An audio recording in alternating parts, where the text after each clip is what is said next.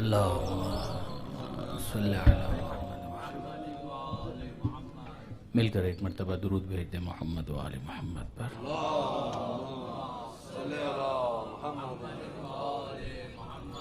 اعوذ باللہ من الشیطان اللعین الرجیم، بسم اللہ الرحمن الرحیم، الحمد للہ رب العالمین، والصلاة والسلام علی اشرف الانبیاء والمرسلین، سیدنا و مولانا ابی القاسم محمد۔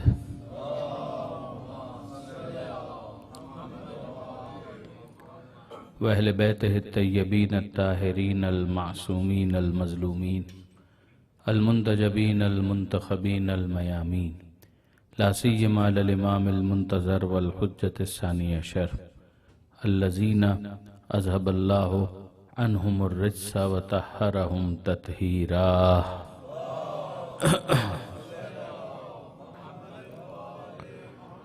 واللعنة الدائمة الباقية على أعدائهم أجمعين من يوم ظلمهم إلى قيام يوم الدين۔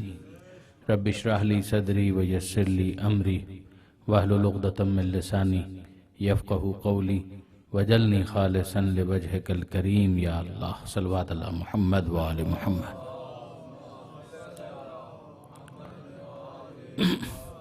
اما بعد فقد قال اللہ سبحانہ وتعالی فی القرآن الحکیم، بسم اللہ الرحمن الرحیم، یا ایہا الناس انا خلقناکم من ذکر و انثی وجعلناکم شعوبا وقبائل لتعارفوا ان اکرمکم عند اللہ اتقاکم۔ صلوات علی محمد و آل محمد۔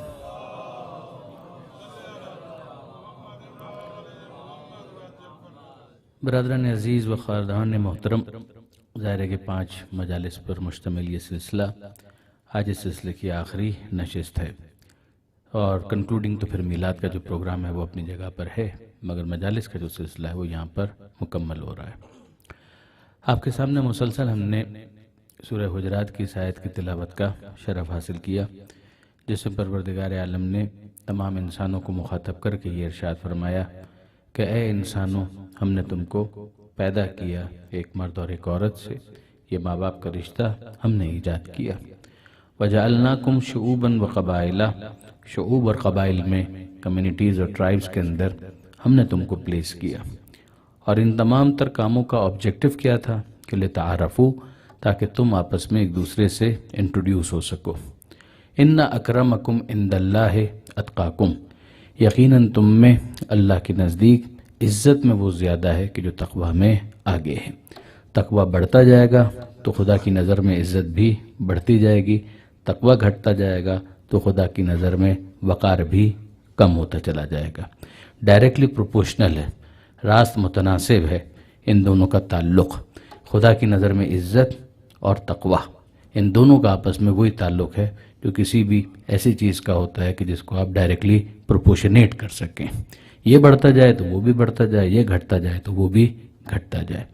یہ آیتیں اور دیگر بہت سی آیتیں اس بات پر گواہ ہیں کہ پروردگار عالم نے انسان کو ترک دنیا کی تعلیم نہیں دی۔ پروردگار عالم نے انسان سے کبھی یہ نہیں کہا کہ انسان اپنی دنیا کو ترک کر دے۔ خداوند متعال کے پیغام کا خلاصہ یہ ہے کہ دنیا میں رہو مگر دنیا کے ہو کے نہ رہو۔ دنیا میں رہو، خدا کے بن کے رہو، اور دنیا میں رہو اور کسی اور مقام کے لیے اپنے آپ کو تیار کرو۔ اگر یہ آبجیکٹو انسان کے ذہن میں ہے تو پھر اس کے بعد تقوی کا مفہوم اس کے لیے بالکل واضح ہو جائے گا۔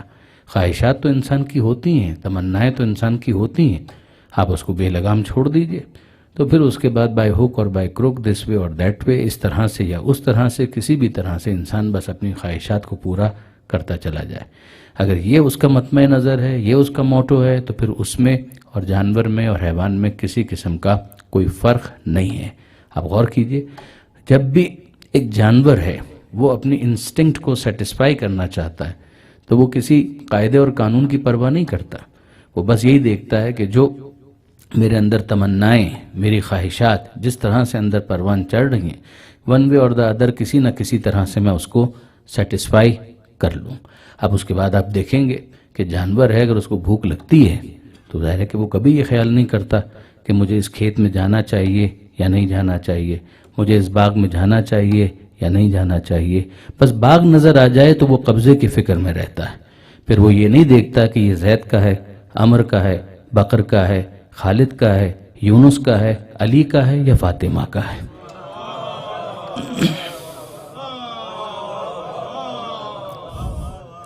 یہ جانور کا مزاج ہی نہیں ہے، یہ حیوان کا مزاج ہی نہیں ہے کہ وہ اس تکلف میں پڑے. درود بھیجے گا محمد و آل محمد.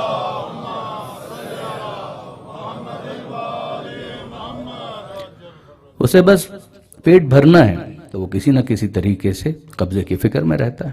مگر جب انسان تقوی کے ماتحت اپنی زندگی کو گزارنا شروع کرتا ہے تو وہ حیوانیت سے بلند ہوتا ہے، اور پھر اس کے بعد اس کی عزت بھی پروردگار کی نظر میں بڑھتی چلی جاتی ہے.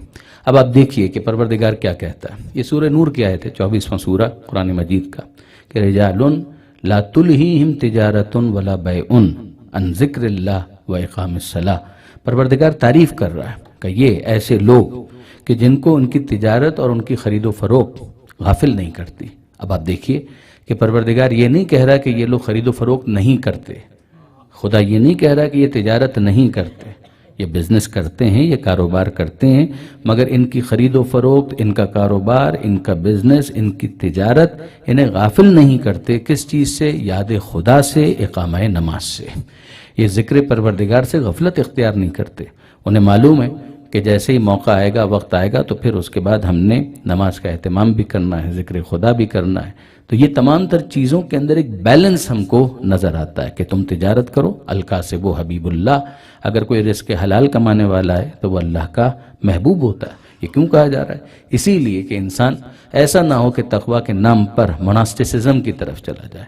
پروردگار انسان کو مونک نہیں دیکھنا چاہتا، راہب نہیں دیکھنا چاہتا، دنیا میں دیکھنا چاہتا ہے. دنیا کی زندگی کے جو تقاضے ہیں ان کو انسان پورا کرے. انسان کی فطرت کے خلاف اگر یہ دین چلا گیا تو پھر یہ دین فطرت نہیں رہے گا. پروردگار عالم نے اس دین کو دین فطرت قرار دیا ہے. سورہ روم ہی کی آیت ہے کہ فطرت اللہ التی فطر الناس علیہا. انسان کو اللہ نے فطرت پر پیدا کیا. تو ایک آیت ابھی میں نے آپ کے سامنے پیش کی کہ یہ وہ ہیں کہ جو تجارت کرتے ہیں، کاروبار کرتے ہیں، مگر یاد خدا سے غافل نہیں ہوتے. اب آئیے ایک دوسری آیت میں آپ کے سامنے عرض کروں. یہ سورہ مطففین ہے کہ جہاں پروردگار عالم نے اب اگلے اسٹیپ کو بیان کیا. یعنی ایک اسٹیپ تھا کہ جہاں پر انسان تارک دنیا بن جائے، مناسٹسزم کی طرف چلا جائے، کہا کہ نہیں، اس سے اوپر آؤ، اس سے بالاتر ہو جاؤ، کاروبار کرو، تجارت کرو. مگر کاروبار اور تجارت کرو تو تقوی کے ساتھ کرو، یاد خدا سے غافل مت ہو جاؤ. یہ نہ ہو کہ تم یہی نہ دیکھو کہ تجارت کس چیز کی کر رہے ہو، وہ حلال تجارت ہونی چاہیے. اس کے اندر تم ناپ تول میں کمی نہ کرو، ڈنڈی مت مارو، عام عوامی زبان کے اندر جس کو کہا جائے گا. یہ سورہ مطففین ہے. یہ 30واں پارہ قرآن مجید کا. اگر آپ اس کو دیکھیں تو اس کا مرکزی جو تھیم ہے اس کے اندر آپ کو قیامت، اکاؤنٹیبلٹی، احساس ذمہ داری کہ خدا کی بارگاہ میں حاضر ہونا ہے، کس طرح خدا کو منہ دکھاؤ گے، قیامت آنے والی ہے، حساب کتاب ہونے والا ہے، جنت ہے، جہنم ہے، یہ ساری چیزیں. تو اگر آپ سورہ نبا کو دیکھیں جہاں سے یہ 30واں پارہ شروع ہوتا ہے تو آپ کو یہی تھیم نظر آئے گا. اس کے بعد آپ سورہ نازعات کو دیکھیں، یعنی 78واں سورہ، 78 چیپٹر سورہ نبا، 79 سورہ نازعات، پھر 80 عبسہ، پھر 81، 82 اور 83 چیپٹر. یہ ہے سورہ مطففین جہاں سے اس کا آغاز ہوتا ہے.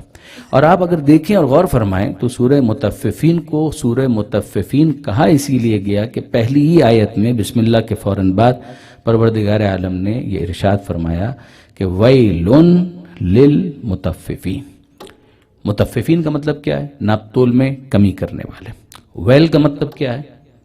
یعنی مطمئن ہو جائیے کہ یہ انگریزی والا ویل تو قطن نہیں، نہ اس سے کنواں مراد ہے، نہ ویلڈن والا ویل مراد ہے، اور یہ ویل ہے عربی والا. تو ویل کا مطلب ہوتا ہے تباہی، بربادی، لعنت. ویلن یعنی تباہی ہے، بربادی ہے، ہلاکت ہے. کس کے لیے؟ وہ بتایا لام کے ذریعے سے، فور یعنی کس کے لیے. یہ لام کے ذریعے سے اس بات کو اسپیسیفائی کیا گیا کہ یہ تباہی اور بربادی کا اعلان کن کے لیے ہو رہا ہے. پھر اس کے بعد وہ لام کس پر داخل ہو رہا ہے کہ المطففین. یہ وہ ہیں کہ جو ناپ تول میں کمی کرتے ہیں. اب میں آپ سے پہلا سوال تو یہ کرتا ہوں، یہ نوجوان دوست جو میرے یہاں پر موجود ہیں ان کو دعوت فکر دیتا ہوں کہ پہلے تو مجھے ایک بات بتائیے کہ یہ پروردگار عالم کر کیا رہا ہے. تباہی کا اعلان، بربادی کا اعلان، ہلاکت کا اعلان. یہ اتنی عمدہ کتاب، اتنی اچھی کتاب، کلام خدا، پروردگار عالم کا نازل کردہ، قیامت تک باقی رہنے والا کلام، اور اس کے اندر ذکر محبت کا ہونا چاہیے، اس کے اندر تو تعریف ہونی چاہیے، تحسین ہونی چاہیے، خراج عقیدت پیش کیا جانا چاہیے، محبت کی باتیں ہونی چاہیے. یہ کیا پروردگار عالم نے شروع کر دیا کہ خدا کہہ رہا ہے کہ ویل، تباہی ہے، بربادی ہے. تو کیا یہ تعریف ہو رہی ہے؟ تو آپ سب یہ کہیں گے کہ مولانا آپ کی طبیعت ٹھیک ہے کہ آپ نے چائے نہیں پی شام کی یا کھانا نہیں کھایا، کیا ہوا آپ کو؟ ذرا دیکھیے تو صحیح کہ تذکرہ کن کا ہو رہا ہے. اگر اچھوں کا تذکرہ ہوگا تو تعریف ہوگی، اگر بروں کا تذکرہ ہوگا تو تباہی کا اعلان ہوگا. تو پروردگار عالم نے متففین کا ذکر کیا ہے. یہ جب ناپ تول میں کمی کرتے ہیں تو ان کا کردار برا ہے، جب ان کا کردار برا ہے تو جنت کا اعلان تھوڑی ہوگا، تباہی کا اعلان ہوگا. تو ہم نے کہا کہ اس کا مطلب یہ ہے کہ قرآن کا بھی اسلوب یہ ہے کہ جو اچھا ہو اس کو اچھا کہا جائے، جو برا ہو اسے برا کہا جائے. اب اگر یہ بات واضح ہو گئی کہ جو اچھا ہے اس کو اچھا کہا جائے، جو برا ہے اس کو برا کہا جائے، تو برادران عزیز اب تو صرف نزاع لفظی رہ گیا، اب تو فقط لفظوں کا فرق رہ گیا. آپ یوں کہیے یا یوں کہیے، بہرحال تولا اور تبرہ کا ذکر آپ کو قرآن میں بھی مل جائے گا. درود بھیجیے گا محمد و آل محمد.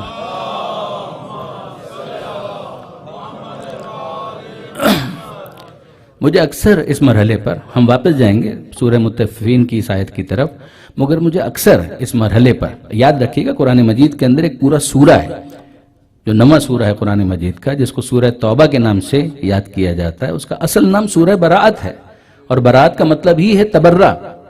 یاد رکھیے گا براءت کا مطلب تبرہ. یہ تبرہ کا لفظ خود قرآن مجید کے اندر استعمال ہوا ہے.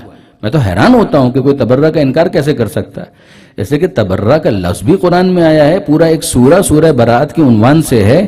اور یاد رکھیے گا برادران عزیز، مولانا ابوالکلام آزاد وہ شیعہ نہیں تھے، مگر انہوں نے بہت پتے کی بات کی. یعنی ان کا ایک پورا مضمون ہے کہ جو آپ کو مل جائے گا ایک ضمیمے کے طور پر. کتاب ایک شائع ہوئی تھی جس کا نام تھا خلافت و امامت، اور اس میں مختلف علماء نے، مختلف مکتبہ خیال اور مسالک کے علماء نے مختلف اپنے آرٹیکلز مختلف اخباروں میں، مجلوں میں، میگزینز میں تحریر کیے تھے. ایک بہت مشہور میگزین نکلا کرتا تھا، 1935 کی یہ بات کر رہا ہوں، 1935، اور میگزین کا نام تھا نگار.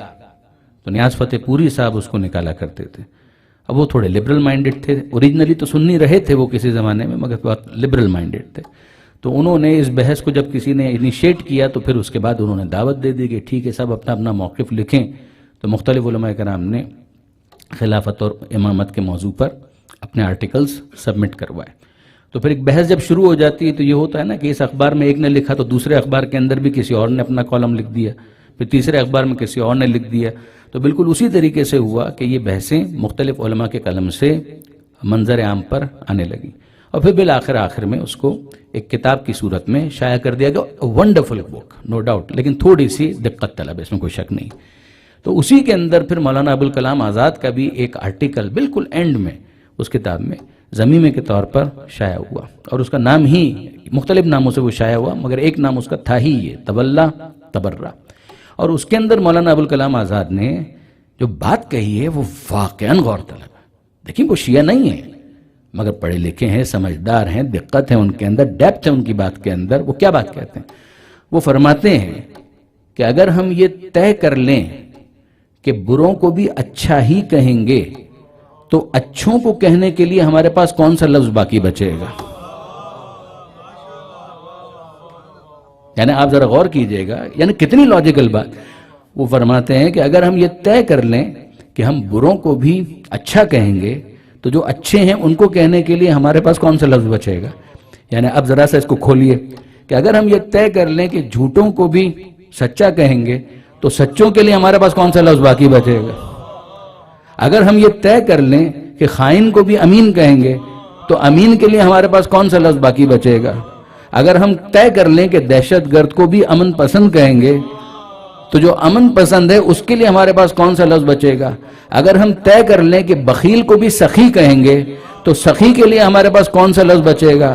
اگر ہم یہ طے کر لیں کہ فرار کو بھی کرار کہیں گے تو پھر کرار کے لیے ہمارے پاس کون سا لفظ باقی بچے گا؟ درود بھیجیے گا محمد و آل محمد.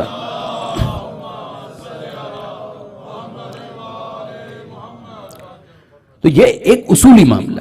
پھر اس کے بعد کچھ نزاکتیں ہوتی ہیں ماحول کی، کہ ظاہر ہے کہ خیال خاطر احباب چاہیے ہر دم، انیس ٹھیس نہ لگ جائے آپ گینوں کو.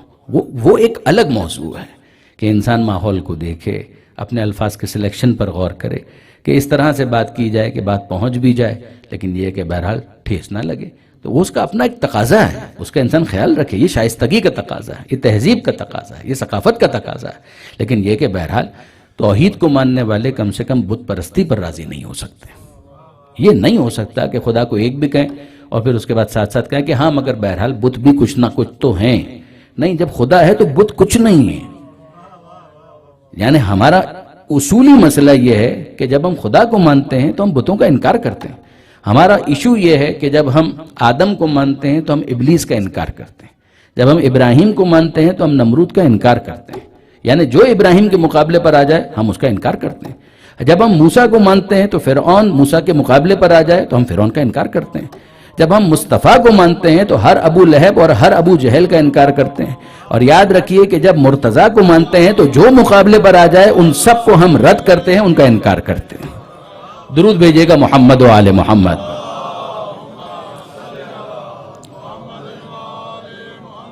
یہ نہ فقط ہمارا ایک اصولی مسئلہ ہے بلکہ ایک لاجیکل منطقی معاملہ بھی ہے کہ یہ کیسے ہو سکتا ہے کہ ہم ان کو جب قبول کر رہے ہیں تو پھر اس کے بعد ساتھ ہی ساتھ جو ان کے مقابلے پر ہوں ان کو ہم بھی ساتھ ساتھ قبول کرنا شروع کرتے. نہیں ہو پائے گا، یعنی یہ ہم سے ہو نہیں سکے گا. اب اس کے بعد آپ اس کو جتنا پھیلانا چاہیں پھیلا سکتے ہیں، لیکن میں بات کو سمیٹتے ہوئے واپس اس آیت کی طرف آنا چاہوں گا کہ وَيْلٌ لِّلْمُطَفِّفِينَ. اب پروردگار عالم کیا کہہ رہا ہے؟ تباہی، بربادی. چلیے ہم کو سمجھ میں آ گیا کہ بھئی مطففین کا ذکر ہے تو کوئی ان کو خراج تحسین تو نہیں پیش کیا جائے گا کہ بھئی کیا کہنا ہے ان لوگوں کا کہ یہ ناپ تول میں کمی کرتے ہیں. وہ ناپ تول میں کمی کرتے ہیں تو ان کے لیے تباہی ہے، بربادی ہے، ہلاکت ہے. وَيْلٌ لِّلْمُطَفِّفِينَ. اب اس مطففین کی تشریح خود اگلی آیت کے اندر پروردگار عالم نے کی. الَّذِينَ اِذَا اكْتَالُوا عَلَى النَّاسِ يَسْتَوْفُونَ. یہ وہ ہیں کہ جب اپنی باری آتی ہے تو پورا وصول کرتے ہیں. اس موقع پر تو ان کو سارے اصول یاد آ جاتے ہیں.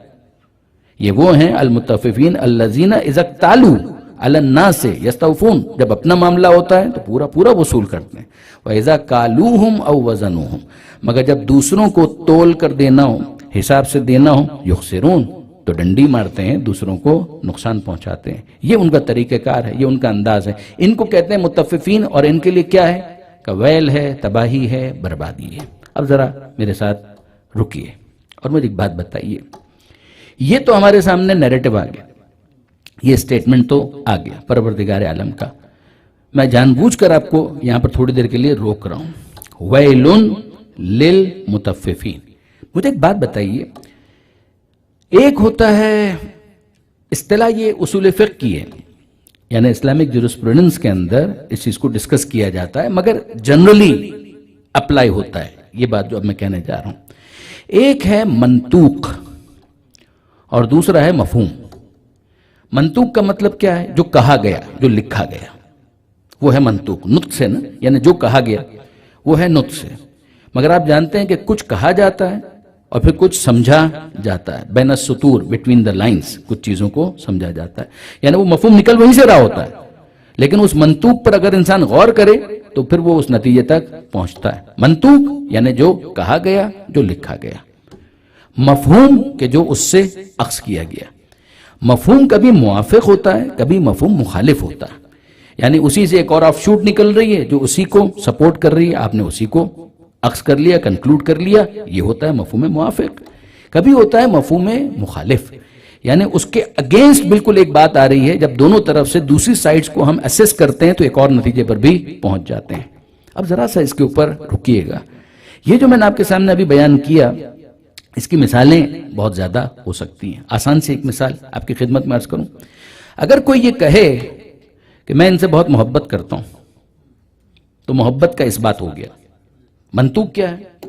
یعنی اسٹیٹمنٹ کیا بتا رہا ہے کہ جو اسپیکر ہے، جو کہنے والا ہے، اس نے کسی اور کی نسبت سے اپنی محبت کا اعلان کیا. اس نے کہا کہ میں ان سے بڑی محبت کرتا ہوں، تو محبت کا اس بات ہو گیا. یہ ہے منطوق. اس نے نہیں کہا کہ میں ان سے نفرت نہیں کرتا، اس نے کہا نہیں ہے. مگر کیا آپ کا یہ کنکلوڈ کرنا بالکل درست ہے یا نہیں ہے؟ آپ نے کہا صرف اتنا کہ میں ان سے محبت کرتا ہوں، یہ نہیں کہا کہ میں ان سے نفرت نہیں کرتا. لیکن آپ سب کہیں گے یہ کہنے کی ضرورت ہی نہیں ہے. جب انہوں نے کہا کہ میں ان سے محبت کرتا ہوں تو بٹ نیچرل جب محبت کرتا ہوں تو نفرت نہیں کرتا. وہ نہیں بھی کہا تو وہ اسی کے اندر مفہوم موجود ہے. یہاں تک بات بالکل ٹھیک ہے، اس کے اندر کوئی آبجیکشن تو نہیں ہے، کوئی اعتراض تو نہیں ہے. اب آئیے اس کے ایک پریکٹیکل ایگزامپل میں آپ کی خدمت میں عرض کرتا ہوں. ختمی مرتبت احمد مجتبیٰ محمد مصطفیٰ صلی اللہ علیہ وآلہ وسلم، پیغمبر اکرم نے ایک عجیب جملہ ارشاد فرمایا، مفہوم منطوق، اس کو ذہن میں رکھیے گا. پیغمبر فرماتے ہیں ان اللہ امرنی، حسن اور حسین کی طرف اشارہ کیا اور کہا ان اللہ امرنی، یقیناً، انا یقیناً، اللہ یعنی یقیناً اللہ نے، امرا حکم دیا، نی مجھے، منطوق کہا کیا ہے، ان اللہ امرنی، یقیناً اللہ نے مجھے حکم دیا، بے حبہما، ان دونوں کی محبت کا مجھے حکم دیا. اب میں آپ سے پوچھتا ہوں کہ یہ بات تو ہم کو سمجھ میں آ گئی کہ بھئی خدا نے حکم محبت دیا ہے. بھئی آپ میں سے بہت سارے نانا ہوں گے، آپ کے بہت نواسے بھی ہوں گے، تو کیا آپ کو الگ سے حکم دینے کی ضرورت ہے کہ آپ اپنے نواسوں سے محبت کریں؟ یہ تو انسٹنکٹیو ہے، یہ تو بالکل نیچرل ہے، آرگینک ہے کہ بھئی اصل سے زیادہ سود پیارا ہوتا ہے. اردو کا شاید محاورہ بھی ہے کہ اصل سے زیادہ سود پیارا ہوتا ہے، یعنی جو یہ گرینڈ سنز ہوتے ہیں یا گرینڈ ڈاٹرز ہوتی ہیں، وہ سن اور ڈاٹر ہے اس سے زیادہ عزیز ہوتے ہیں. تو آپ ذرا غور فرمائیے کہ کسی دادا کو پوتے سے محبت کا حکم دینے کی ضرورت نہیں ہے، کسی نانا کو نواسے سے محبت کا حکم دینے کی ضرورت نہیں ہے. پیغمبر اکرم صرف اتنا کہتے کہ میں ان دونوں سے محبت کرتا ہوں تو ہم سمجھ جاتے ہیں کہ جو آرگینک معاملہ تھا، نیچرل معاملہ تھا، انسٹنکٹیو تھا، اسی کا پیغمبر اکرم نے اظہار کر دیا. نہیں برادران عزیز، اس منطوق میں قابل توجہ لفظ ہے امرنی، اللہ نے مجھے حکم دیا. اس کا مطلب ہی یہ ہے کہ یہ صرف نانا کی نواسے سے محبت کا اعلان نہیں ہے، یہ صرف نانا کے نواسے سے محبت کا اعلان نہیں ہے، بلکہ پیغمبر اکرم سمجھا رہے ہیں کہ حکم دیا ہی اس لیے گیا ہے کہ اگر نبی ہوں تو نبوت کے مساوی کوئی اور عہدہ امامت ان کے پاس موجود ہے کہ جو اس حامل عہدہ کی، اس حامل عہدہ کی محبت کا طلبگار ہے. آپ نے غور فرمایا ان اللہ امرنی بحبہما و بحب. اب آگے ذرا دیکھیے کہ صرف اتنا نہیں کہ اللہ نے مجھے حکم دیا ہے کہ میں ان دونوں سے محبت کروں، یہ تو کہا، یہ تو حکم دیا. پھر سنیے گا، ان اللہ امرنی، یقیناً اللہ نے مجھے حکم دیا ہے، بحبہما، ان دونوں سے محبت کرنے کا. صرف اتنا نہیں، وبحب من یحبہما، مجھے یہ بھی حکم دیا ہے کہ جو جو ان سے محبت کرے میں ان سے بھی محبت کروں. اب یہ صرف نانا کے نواسے سے محبت نہیں ہے، یہ معاملہ اس سے بالاتر ہے. آپ نے غور فرمایا؟ تو ایک ہے منطوق اور ایک ہے مفہوم. منطوق جو کہا گیا، مفہوم جو اس سے مزید سمجھا گیا. اگر اس بات کو میں ایکسپلین کرنے میں کامیاب ہوا، کہا میں ان سے محبت کرتا ہوں، کہنے کی ضرورت نہیں ہے کہ نفرت نہیں کرتا. اگر یہ کہا کہ مجھے حکم دیا گیا، اس کا مطلب یہ ہے کہ یہ عام محبت نہیں ہے، ایک خصوصی محبت ہے، اور اس محبت کا دائرہ اتنا وسیع ہے کہ جو ان کا محبوب ہو جائے وہ بھی میرا محبوب بنتا چلا جائے گا. اب واپس آئیے اس آیت کی طرف. وَيْلٌ لِلْمُطَفِّفِينَ، تباہی ہے، بربادی ہے. کن کے لیے؟ ناپ تول میں کمی کرنے والوں کے لیے. کہا تو اتنا ہے، کہا تو اتنا ہے کہ جو ناپ تول میں کمی کرے اس کے لیے کیا ہے؟ تباہی ہے اور بربادی ہے. اب میں آپ سے پوچھتا ہوں کہ جو پورا تولے اس کے لیے کیا ہے؟ یعنی میں مفہوم تک پہنچنا چاہ رہا ہوں کہ یہاں اعلان ہوا ہے کہ جو ناپ تول میں کمی کرے اس کے لیے تباہی ہے، بربادی ہے، لعنت ہے. اگر کوئی پورا تولے، لکھا ہوا کچھ نہیں ہے، مگر کیا آپ مجھے حق دیتے ہیں کہ اس تشریح کے مطابق جو ابھی میں نے آپ کے سامنے تمہیداً بیان کی ہے، میں یہ کنکلوژن ڈرا کروں کہ بھئی جو پورا تولے اس کے لیے تباہی نہیں ہے، تو اس کے لیے کیا ہے؟ جو ناپ تول میں کمی کرے اس کے لیے تباہی ہے، بربادی ہے. اور جو پورا تولے کا اس کے لیے تباہی نہیں ہے، اس کے لیے خدا کی قربت ہے. خدا اپنے سے قریب کرتا ہے، پسند کرتا ہے، اپنے سے قریب کر لیتا ہے اس کو کہ جو پورا پورا تولے. تو اب مجھے اجازت دیجئے کہ میں ایک اور سٹیپ کی طرف جاؤں کہ جو جتنا اچھا تولے گا اتنا ہی خدا سے قریب ہوگا. جو جتنا اچھا تولے گا اتنا ہی وہ خدا سے قریب ہوگا. کیا آپ مجھے اجازت دیتے ہیں کہ میں یہ نتیجہ اخذ کروں اور اب اس کے بعد ایک سٹیپ اور مجھے بڑھنے دیجئے. جو جتنا خدا سے قریب ہوگا اس کی دلیل یہ ہوگی کہ اگر وہ خدا سے قریب ہے تو جب تولے گا اچھا تولے گا, صحیح تولے گا. کیونکہ اگر وہ صحیح نہ تول رہا ہوتا تو خدا اپنے سے دور کر دیتا. لیکن اگر خدا اس کی قربت کا اعلان کرے تو اس کا مطلب یہ ہے کہ جب تولتا ہے صحیح تولتا ہے, پورا تولتا ہے. ایسا ہے. پھر واپس سٹیپ بائی سٹیپ چلیے گا. وَيْلٌ لِلْمُطَفِّفِينَ. منطوق کیا ہے؟ تباہی ہے, بربادی ہے اس کے لیے کہ جو ناپ تول میں کمی کرتا ہے. ہم نے کہا کہ جو پورا تولے اس کے لیے کیا, کہ جو پورا تولتا ہے وہ خدا سے قریب ہوتا ہے.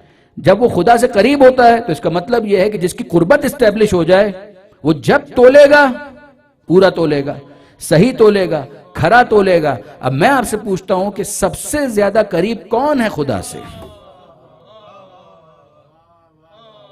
یعنی واقعی دعوت فکر ہے کہ مجھے یہ بتائیے کہ سب سے زیادہ خدا سے قریب کون ہے؟ آپ کہہ سکتے ہیں کہ بھائی سیدھی سی بات ہے, ہم تو ان کی امت میں ہیں تو انہی کا نام لیں گے.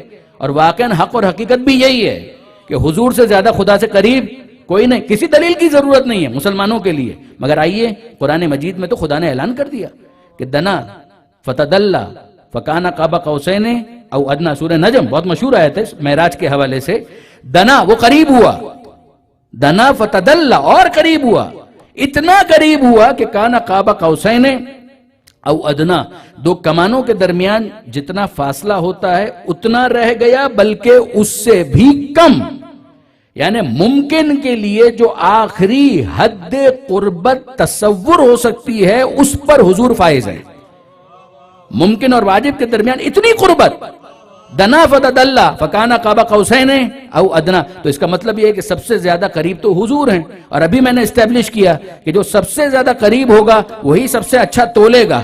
تو اب یاد رکھیے جب حضور تول کر بتائیں گے تو صحیح تولیں گے, اس میں شک کی کوئی گنجائش نہیں ہے. اور یاد رکھیے گا کہ انہوں نے تول کر بتایا, کبھی شخصیت کا وزن تول کر بتایا, کبھی ضربت کا وزن تول کر بتلایا.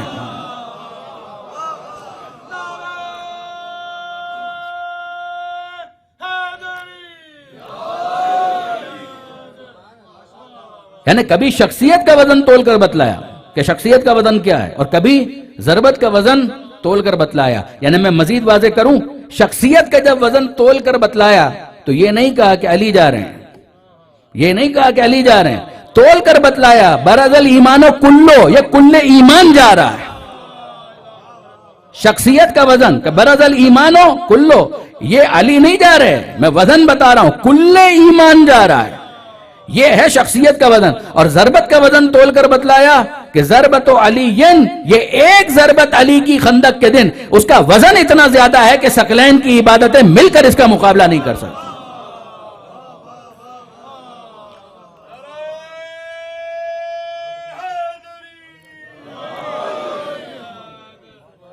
ثقلین کی عبادتیں مل کر اس ایک ضربت کا مقابلہ نہیں کر سکتی. اب میں یہاں پر آپ کو روکنا چاہتا ہوں کہ دیکھیں مجھے ایک بات بتائیے کہ یہ جو پیغمبر اکرم تول کر بتلا رہے ان سے زیادہ قریب خدا سے کوئی نہیں ہے. تولیں گے تو پکا تولیں گے, کھرا تولیں گے, صحیح تولیں گے. یعنی ایرر کا کوئی امکان نہیں ہے, کسی ایرر کی کوئی گنجائش نہیں ہے. Margin of error zero. پیغمبر اکرم تول رہے ہیں اتنا قریب جو خدا سے ہو, جب تولے گا صحیح تولے گا, کھرا تولے گا. کا کل ایمان کا یہ شخصیت کا وزن ہے. ضربت کا وزن کا ثقلین کی عبادتیں مل کر اس ایک ضربت کا مقابلہ نہیں کر سکتی. یعنی کیا مطلب ہوا؟ اب یہاں پر پھر میں اپنے نوجوان دوستوں کو دعوت دوں گا کہ غور کریں. بس ثقلین کا مطلب کیا ہے کسی کو بھی پوچھئے. یعنی یہ حدیث بھی نقل کرنے والے ہمارے محترم برادران اہل سنت کے خوش عقیدہ علماء ہیں کہ جنہوں نے اس کو نقل کیا. ہماری کتابوں میں تو ہے ہی. اب دیکھیں میں ناصبیوں کی بات نہیں کر رہا, میں ناصبیوں کی نہ بات کر رہا ہوں نہ ان کا ذمہ اٹھا رہا ہوں. میں بات کر رہا ہوں خوش عقیدہ علماء اہل سنت کی. انہوں نے لکھا, اب جا کر چیک کر لیجئے, انٹرنیٹ کا زمانہ ہے, ٹائپ کریں تو آپ دیکھیے کیا کیا حوالے آپ کے سامنے آتے ہیں. تو اب یہ جو پیغمبر تول کر بتلا رہے ہیں کہ ثقلین کی عبادت, ثقلین کا مطلب کیا ہے؟ دو بھاری. ثقل بھاری, ثقلین دو بھاری. تو یہ دو بھاری کون ہیں؟ جن اور انس, جن اور انسان. کہ یہ جنوں اور انسانوں کی عبادتیں مل کر مقابلہ نہیں کر سکتی کس کا؟ ایک ضربت جو علی کی ہے اس کا مقابلہ نہیں کر سکتے. رکیے، اب مجھے ایک بات بتائیے کہ یہ جو ایک پلڑا ہے کہ جس میں علی کی ایک ضربت کا وزن ہے، اور پیغمبر اکرم تول کر بتلا رہے ہیں کہ دوسرے پلڑے کے اندر ڈالنا شروع کرو، تو کیا کہا پیغمبر اکرم نے؟ کسی ایک انسان کا ذکر کیا؟ 2 انسانوں کا ذکر کیا؟ 10 یا 100 انسانوں کا ذکر کیا؟ کہا نہیں. صرف اس زمانے کے انسانوں کا ذکر کیا؟ کہا کہ نہیں. گزشتہ لوگوں کا ذکر کیا؟ کہا کہ نہیں. گزشتہ ہوں، اس زمانے کے لوگ ہوں، قیامت تک جتنے انسان آنے والے ہیں ان سب کا ذکر کیا. کیا ان سب کی ایک دن کی عبادت کا ذکر کیا؟ کیا ان سب کی ایک دن کی عبادت کا ذکر کیا؟ جواب جی نہیں. کیا ایک مہینے کی عبادت کا ذکر کیا؟ جواب جی نہیں. کیا 1 سال کی عبادت کا ذکر کیا؟ جواب جی نہیں. ان کی زندگی بھر کی عبادت، تمام انسانوں کی زندگی بھر کی عبادت، کیا صرف انسانوں کی؟ کہا کہ نہیں. جنوں کی؟ جنوں کی کسی ایک جن کی؟ کہا کہ نہیں. 2 جن نہیں، 10 جن نہ، سارے جنات. کیا ان کی ایک دن کی عبادت؟ کہا کہ نہیں. زندگی بھر کی جنوں کی عبادت، زندگی بھر کی انسانوں کی عبادت، ماضی کے، حال کے، مستقبل کے، قیامت تک آنے والے تمام جنوں انس کی عبادتیں مل کر اگر ایک پلڑے میں جمع کر دی جائیں، اور دوسرے پلڑے میں علی کے ایک دن کی عبادت، 1 مہینے کی عبادت، 1 سال کی عبادت، زندگی بھر کی عبادت، کہا نہیں، صرف ایک ضربت، صرف ایک ضربت. اگر صرف ایک ضربت کا وزن دوسرے پلڑے میں ڈال دیا جائے تو اس کا وزن اتنا زیادہ ہے کہ یہ تمام عبادتیں جو دوسرے پلڑے کے اندر ہیں ان کا ویٹ کچھ نہیں رہے گا علی کی اس ایک ضربت کے وزن کے مقابلے میں. تو اب برادران عزیز، میں عرض کرنا چاہتا ہوں، سوال پوچھنا چاہتا ہوں کہ افضلیت کی بحث کہاں باقی رہی؟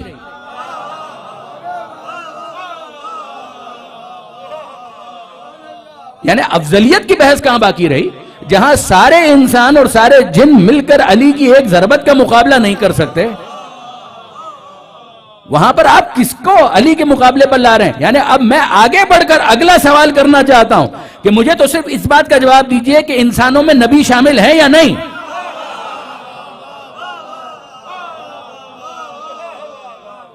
کیا انسانوں میں انبیاء شامل، آدم شامل ہے یا نہیں؟ آدم انسانوں میں شامل، ابراہیم انسانوں میں شامل، نوح انسانوں میں شامل، موسیٰ انسانوں میں شامل، عیسیٰ انسانوں میں شامل، تمام انبیاء انسانوں میں شامل، اور انسانوں کی ساری عبادتیں دوسرے پلڑے میں، اور وہ سب مل کر علی کی ایک ضربت کا مقابلہ نہیں کر سکتی. تو عزیزو، جس ایک علی کی ایک ضربت کا مقابلہ انبیاء نہ کر سکے، اس کے مقابلے میں عرب کے بدوؤں کی حیثیت کیا ہے؟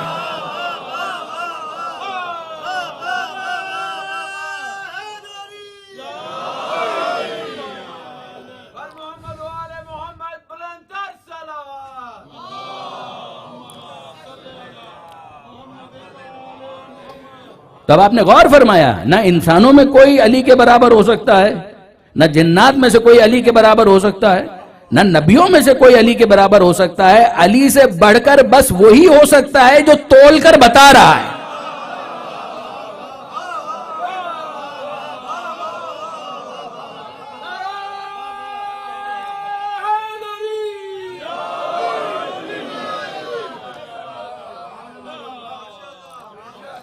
علی سے بڑھ کر بس وہی ہو سکتا ہے کہ جو تول کر بتلا رہا ہے، کہ جس کا اتنا وجدان، جس کا اتنا عرفان، جو اتنا احساس کر سکے، جسے پروردگار عالم نے کہا دنا فتدلہ فکانا، وہ ایک مستثنا، ورنہ اس کے علاوہ، ان کے علاوہ کسی اور کی کیا مجال ہے کہ وہ علی کے مقابلے پر آ سکے. ہم مولا علی کو پیغمبر اکرم کے علاوہ تمام انبیاء سے افضل سمجھتے ہیں، اور اس عقیدے پر ہمیں کوئی شرمندگی نہیں ہے.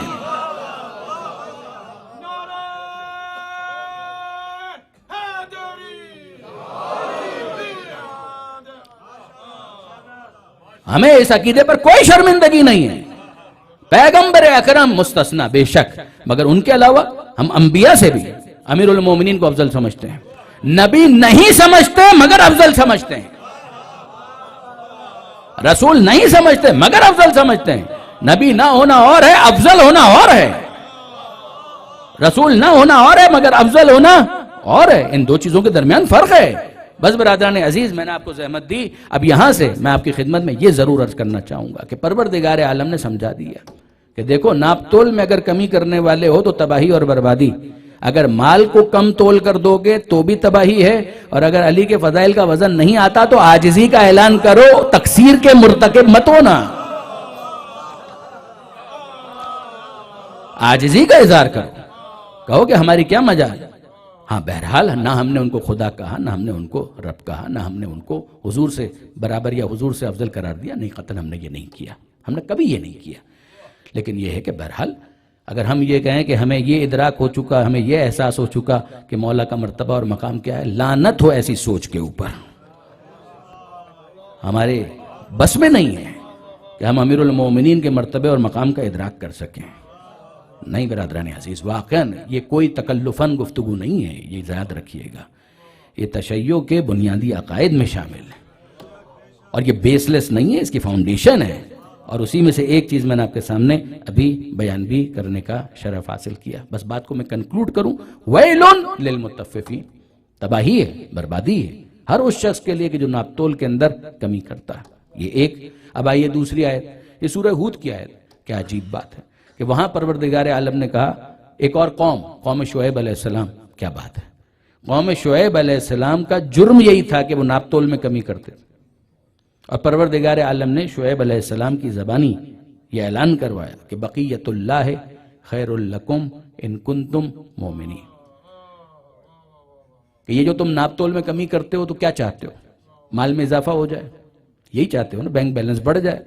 تو حرام کماتے ہو، بینک بیلنس بڑھاتے ہو تو سمجھتے ہو کہ تم نے بہت بڑا تیر مارا، بہت بڑا کارنامہ کیا. مگر یاد رکھو، بقیت اللہ، یہ جس کو اللہ نے باقی رکھا وہ تمہارے لیے بہتر ہے، وہ تمہارے لیے اچھا ہے. ان کنتم مومنین، مگر یہ تمہیں سمجھ میں اس صورت میں آئے گا جب تم مومن بنو. اگر تم مومن بنو گے تب تو یہ تم کو سمجھ میں آئے گا، ورنہ تم کو سمجھ میں نہیں آ سکتا. تم تو بس آن دا فیس آف اٹ عدد گن رہے ہو. تم کہتے ہو کہ جناب بات یہ ہے کہ یہ ہمارا بینک بیلنس بڑھ رہا ہے، مال تو ہم نے زیادہ بنا لیا، مگر مسئلہ یہ ہے کہ پروردگار کہتا ہے کہ وہ حرام ہے. جو تم نے بنایا وہ حرام ہے، اسے اللہ نے باقی نہیں رکھا. جس کو اللہ نے باقی رکھا، وہ 1 درہم ہو، 1 دینار ہو، 1 ڈالر ہو، کہ وہ بقیت اللہ ہے، کہ جس کو اللہ نے باقی رکھا اور وہ تمہارے لیے اچھا ہے. ان کنتم مومنین. تو اب ہم کو سمجھ میں آیا کہ حلال کے مقابلے میں حرام آ جائے تو جو حلال ہوتا ہے اس کو اللہ کہتا ہے بقیت اللہ. بہت توجہ کیجئے گا، کچھ عرض کرنا چاہ رہا ہوں. کیس کیا ہے؟ کیس یہ ہے کہ حضرت امام زمانہ عجل اللہ تعالی فرجہ الشریف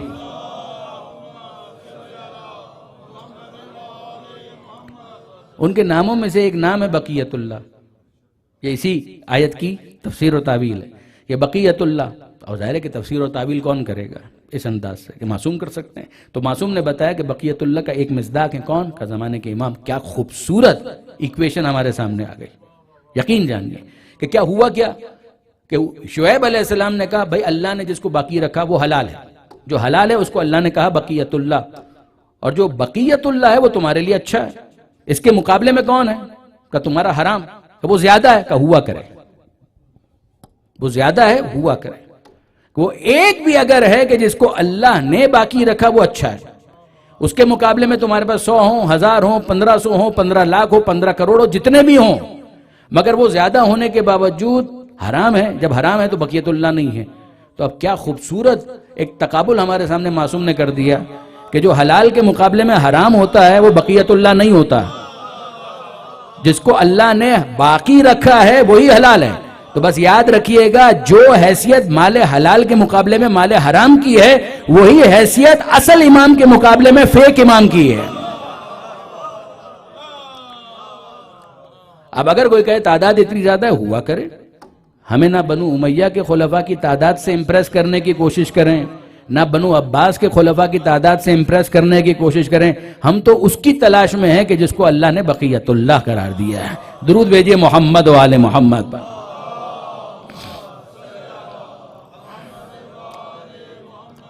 اور ظاہر ہے کہ برادران عزیز اسی کے ساتھ میں اپنا رخ متوجہ کرنا چاہتا ہوں حضرت حجت ہی کی بارگاہ میں.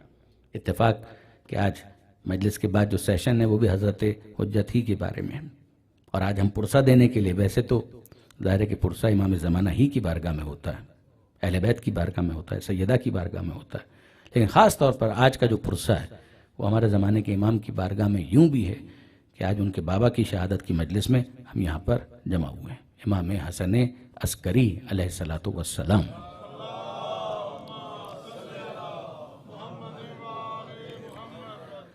دیکھیں برادران عزیز، ظاہر ہے کہ مفصل گفتگو کی جا سکتی تھی، مگر میں چاہتا تھا کہ اس خاص رخ سے ان 5 مجلسوں کو مکمل کیا جائے، لہٰذا میں نے پسند کیا کہ اپنے موضوع کو اس طرح سے آگے بڑھا کر پھر یہاں پر اختتام کی طرف آیا جائے۔ دیکھیں یہ 11ویں امام کی زندگی اس اعتبار سے منفرد ہے کہ ہمارے 2 ہی امام ہیں کہ جو اتنی ینگ ایج کے اندر اس دنیا سے چلے گئے، 28 برس کی عمر 11ویں امام کی، 28 ایئرز جسٹ۔ اور پھر اس کے بعد اگر آپ دیکھیں تو ہمارے امام محمد تقی جواد علیہ الصلوۃ والسلام، یہ دونوں امام وہ ہیں کہ 30 سال سے بھی کم عمر ان دونوں کی رہی، اور اس کے بعد وہ اس دنیا سے چلے گئے۔ 50s کے اندر آپ کو بہت سے امام ملیں گے، 60s کے اندر کم ملیں گے۔ پیغمبر اکرم 63 برس، مولا کائنات 63 ایئرز، چھٹے امام 65 ایئرز، یہ عمر رہی ہے معصومین کی۔ اور زمانے کے امام ظاہر ہے کہ وہ تو ایک بالکل استثنائی معاملہ ہے، اجر اللہ تعالی فرجہ الشریف۔ پھر اس کے بعد اگر آپ دیکھیں کہ معصومین میں سب سے کم سن کون ہے تو وہ سید عالم 18 برس، اگرچہ برادران اہل سنت 28 برس کے قائل ہیں، مگر ہمارے پاس جو ایج ہے بی بی کی وہ 18 ایئرز، 18 سال جوانی کا سن جناب سیدہ کا۔ ائمہ اہل بیت کے اندر یہ دونوں امام کم سن رہے۔ شہروں کے اعتبار سے اگر آپ دیکھیں تو جو شہر ہمارے سامنے نمایاں ہو کر آتے ہیں، مکہ، مدینہ، کوفہ، نجف، بغداد، سامرہ، مشہد، معصومین کے مسکن کے اعتبار سے۔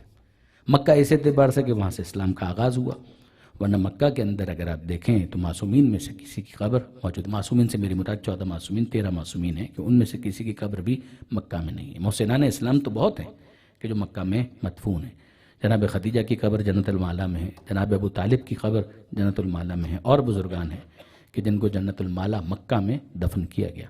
مگر مدینہ میں آ جائیں تو 6 معصومین کی قبریں آپ کو شہر مدینہ کے اندر نظر آئیں گی، خود حضور اپنے روضے میں، اور ساتھ ہی ساتھ بقیع کے اندر اگر آپ دیکھیں تو باقی معصومین، سید عالم کا بھی ذکر ملتا ہے، امام حسن کا بھی ذکر ملتا ہے، چوتھے امام، 5ویں امام، چھٹے امام، یہ سارے بزرگان وہ ہیں کہ جو جنت البقیع میں دفن ہیں۔ مولا کائنات شہید ہوئے کوفہ میں، دفن ہوئے نجف اشرف میں۔ پھر اس کے بعد اگر آپ دیکھیں تو 7ویں امام اور 9ویں امام کی مظلومیت شہر بغداد، اس زمانے میں کاظمین بغداد کا حصہ نہیں تھا، اس کا نام بھی تھا مقبرۃ القریش۔ کاظمین تو اس کو بعد میں کہا گیا، کاظمین کا مطلب ہی یہ ہے کہ جہاں پر 2 کاظم دفن کیے گئے، 7ویں امام کو بھی کاظم کہا گیا، 9ویں امام کو بھی کاظم کہا گیا۔ کاظمین یعنی جہاں پر 2 کاظم مدفون۔ دوسرا بھی ایک نام ہے جو اتنا معروف نہیں ہے، جوادین، ہمارے امام تقی ان کا ایک لقب جواد بھی ہے، اور امام موسی کاظم کا بھی لقب جواد ہے، اور اس نسبت سے اس جگہ کو جوادین کہا گیا کہ جہاں پر ہمارے دونوں ائمہ مدفون ہیں۔ بعد میں ظاہر ہے کہ جب شہر وسعت پا گیا تو اس جگہ کو بغداد ہی کے اندر شامل سمجھا جانے لگا، اور اب صرف روضے کا نام رہ گیا کاظمین، یعنی شہر تو پورے کا پورا ہے، مگر ارلی ڈیز کے اندر اگر آپ دیکھیں تو ایسا نہیں تھا۔ یہ شہر بغداد بھی بہت عجیب ہے، اس کی تعمیر کے ساتھ تو سادات کی بڑی تلخ یادیں وابستہ ہیں۔ آپ جانتے ہیں کہ یہ شہر بنو عباس کے خلیفہ نے تعمیر کیا تھا، جس کا نام تھا منصور دوانقی، اور جس کی وجہ سے اس شہر کا ایک نام ہے مدینۃ منصور، یعنی شہر منصور۔ بغداد بھی اس کو کہا گیا اور شہر منصور بھی اس کو کہا گیا۔ شہر مدینہ، مدینہ منورہ، وہاں پر جو سادات کی بستی اور محلہ بنی ہاشم، جس کا پہلے بھی میں نے تذکرہ کیا تھا، یہ یاد رکھیے گا برادران عزیز کہ مدینہ سادات کا شہر ہے۔ مدینہ کو کبھی ڈسون مت کیجیے گا، مدینہ مکہ یہ آپ کا شہر ہے، آل محمد کے ماننے والوں کا شہر ہے، سادات کا شہر ہے۔ مدینہ منورہ میں سادات کو ٹارگٹ کر کے اغوا کیا جاتا تھا اور ان کو لایا جاتا تھا بغداد۔ یہ منصور دوانقی کے زمانے کی میں بات کر رہا ہوں، اور اس زمانے میں شہر بغداد کی دیواریں تعمیر کرنے کے لیے پانی کی جگہ سادات کا خون شامل کیا گیا گارے میں۔ معجزے سے کم نہیں ہے آل محمد کے ماننے والوں کا بچ جانا، خاص طور پر سادات کا بچ جانا۔ سادات نے بڑی قربانیاں دی ہیں، یعنی صرف ایسا نہیں ہے کہ ہم نسبت کی وجہ سے احترام کرتے ہیں، وہ تو اپنی جگہ پر ہے، مگر طول تاریخ کے اندر آپ دیکھیے تو صحیح کہ سادات نے کیا کیا قربانیاں دی ہیں۔ یہ مذاق نہیں ہے کہ صرف اس وجہ سے کہ ان کا سلسلہ مل جاتا ہے سیدہ کے ساتھ، پیغمبر اکرم کے ساتھ، علی کے ساتھ، تو ان کو گرفتار کیا جائے، اغوا کیا جائے اور پھر اس کے بعد ان کو ذبح کر دیا جائے۔ یعنی یہ عجیب ہے، یہ عجیب ایک تاریخ ہے کہ ان کو ذبح کیا جاتا تھا، اور اس دن جتنی دیواریں تعمیر کرنی تھیں اگر وہ تعمیر ہو گئیں تو پھر اس کے بعد اگلے دن کے لیے ان کو زندہ رہنے کا موقع دیا جاتا ہوگا؟ نہیں، اگلے دن کا کوٹا الگ ہے۔ اگلے دن کے لیے جن کو اغوا کیا گیا وہ الگ ہے، ایک سپلائی ہے کہ جو چل رہی ہے، تو اگلے دن تک ان کو باقی نہیں رکھا جائے گا۔ تو ان کو کیا کیا جائے گا کہ دیواروں کے درمیان کھڑا کر کے زندہ دیواروں کو چن دیا جاتا، وہ گھٹ کر وہیں پر شہید ہو جاتے تھے۔ یہ تاریخ ہے، ایسی خونی تاریخ، وحشت سے بھری ہوئی، جناب جی ہاں یہ ہے تاریخ، بغداد شہر کی تاریخ۔ اس شہر بغداد کو تعمیر کیا گیا اور پھر اس کے بعد وہاں پر آبادیوں کا سلسلہ بڑھتا چلا گیا۔ ہمیں نظر آتا ہے کہ پھر اس کے بعد ایک ٹویسٹ آیا جب یہاں پر ان دونوں کے درمیان اجمی اور عربی کا جو جھگڑا تھا، جب وہ بڑھا ہے ہارون رشید کے زمانے میں، اور پھر مامون رشید کا جب اقتدار اسٹیبلش ہوا ہے تو پھر ہم کو نظر آتا ہے کہ شہر طوس مرکز میں آ گیا، خراسان کا صوبہ، اسے ایک امپورٹنس حاصل ہو گئی۔ جیسے کہ مامون رشید کا بیک گراؤنڈ یہ تھا کہ وہ اجمی خنیج سے اس دنیا میں آیا تھا، یعنی ایرانی ماں تھی اس کی، تو اس کو وہاں کے لوگوں نے اس بنیاد کے اوپر کافی سپورٹ کیا تھا۔ اور یہ وہ زمانہ ہے کہ پھر بعد میں بالآخر 8ویں امام وہاں پر گئے۔ وہاں کے بہت سے لوگ جو آل محمد سے انٹروڈیوس ہوئے ہیں، واقف ہوئے ہیں، اس کے اندر امام علی رضا علیہ السلام کا بہت بڑا کنٹریبیوشن ہے، اس کو یاد رکھیے گا۔ پھر 8ویں امام کی جب شہادت ہوئی تو آپ جانتے ہیں کہ 8ویں امام کو پھر وہیں پر دفن کیا گیا، اور اس جگہ کا نام بعد میں پڑا مشہد۔ مشہد پہلے اس کو نہیں کہا جاتا تھا، مشہد کا مطلب ہے مقام شہادت، جیسے مقتل، مقتل کا مطلب ہے مقام قتل، کہ جہاں پر قتل کیا گیا۔ اس کو عربی کے اندر کہا جاتا ہے اس میں زمان و مکان، یعنی وہ وزن کہ جس کے ذریعے سے کسی ٹائم کو ایکسپلین کیا جائے، ایکسپریس کیا جائے، یا کسی پلیس کو ایکسپریس کیا جائے۔ تو مشہد یعنی مقام شہادت، مقتل مقام قتل، مجلس بیٹھنے کی جگہ، ایک ایسی جگہ کہ جہاں پر اجتماع ہو، وہ بھی اس میں مکان کے عنوان سے۔ تو بعد میں اس جگہ کو جس کو ہم آج مشہد کہتے ہیں، یہ نام اس کو بعد میں دیا گیا۔ یہ ایک اور شہر ہمارے سامنے آ گیا جو معصومین کے تعلق سے بڑی امپورٹنس رکھتا ہے۔ پھر اس کے بعد ایک اور شہر تعمیر کیا گیا آب و ہوا کے لیے، کہ آب و ہوا کی بہتری کے عنوان سے، اور وہ شہر تھا سر من رآ۔ یہ شہر تعمیر کیا گیا۔ متوکل عباسی نے اس کی تعمیر کے اندر بہت زیادہ ایفرٹس کی۔ سر من رآ، اسی کو شارٹ کر کے کہا جاتا ہے سامرہ، سامرہ یا سر من رآ، یہ پورا ایک جملہ ہے۔ سر من رآ اس کا مطلب ہی یہ، سر سرور سے، سر من خوش ہوا وہ، رآ ہو کہ جس نے اس کو دیکھا، یعنی اس کی آب و ہوا، اس کی بناوٹ، اس کا انداز ایسا ہے کہ جو اس کو دیکھتا ہے خوش ہوتا ہے۔ اس وجہ سے اس کو کہا گیا سر من رآ۔ دوسرا نام سامرہ۔ جب اس شہر کو آباد کیا گیا تو پھر خلافت کا دارالخلافہ وہاں پر منتقل کیا گیا، اور ایز اے ریزلٹ ہمارے یہ امام 10ویں امام، امام علی النقی علیہ السلام،